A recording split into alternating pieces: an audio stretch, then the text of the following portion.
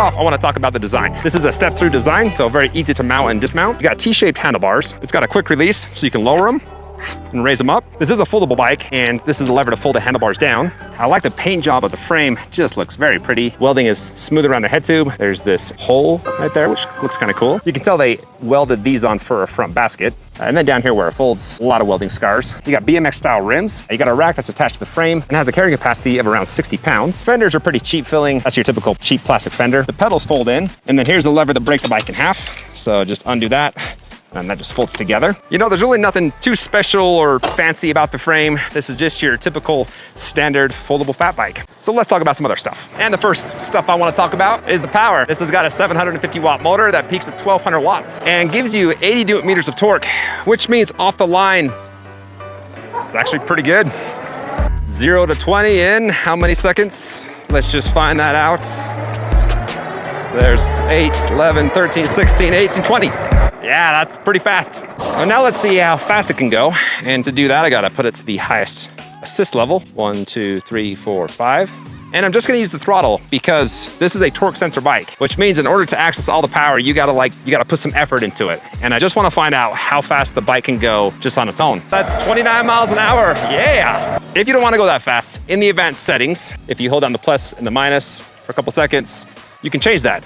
And I like these guys' advanced settings because everything is spelled out, there's no guesswork.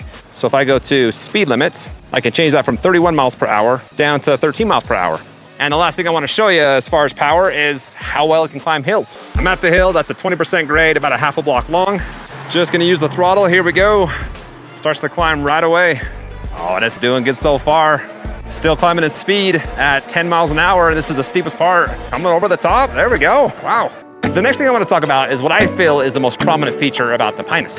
And that is the dual batteries. They both take 4 to 5 hours to recharge. You can shut them off individually, and they say that you can get up to 150 miles, but that's gonna depend on the riding mode. Going back into the advanced settings, if you go to mode, you got 3 bars. Right now it's set to sport, there's normal and eco. Are you gonna get 150 miles on sport mode? I doubt it. I think to get 150 miles, you would need to lower that to eco mode and then set the pedal assist level down to 2 or 3. But with 5 pedal assist levels and 3 riding modes, you actually have 15 riding experiences, I'll call them that. The next thing I wanna talk about is comfort.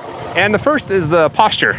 Gives you a very upright, comfortable posture, especially since you can raise the handlebars up, lower or raise the saddle. It has a rider size rating of 5'3" to 6'4". Got the saddle raised up to where there's just a slight bend in my knee, which is what I like, and you can raise that up even higher. Handlebars are about as high as they go. The grips feel nice. They're stitched leather, wing-tipped. They screw onto the handlebars so they don't move, and if they do, you can just tighten them down. You got hydraulic front fork suspension that you can lock out and adjust. And when fully open, you got 180 millimeters of travel, which is pretty cushy. Now there's nothing in the rear as far as suspension, except for underneath the saddle. I wanna talk more about the frame, and that's something that I don't typically talk about when it comes to comfort, but Rattan has actually made this 2 times thicker than most e-bike frames. And the reason for that is to absorb some of those smaller vibrations. As I was checking out this bike on Rattan's website, it looked like they were gearing this more towards off-road riding. And I can see that, especially when I look at the tires. You got some very knobby Kenda 20x4-inch all-terrain tires. So as far as traction and grip on the trail, you'll have plenty. But everything else, as far as off-road riding, it's not the best. You gotta be pretty choosy on the type of trail you take this on. Well, the last few things you guys need to know about the Rattan Pinus is it has hydraulic brakes.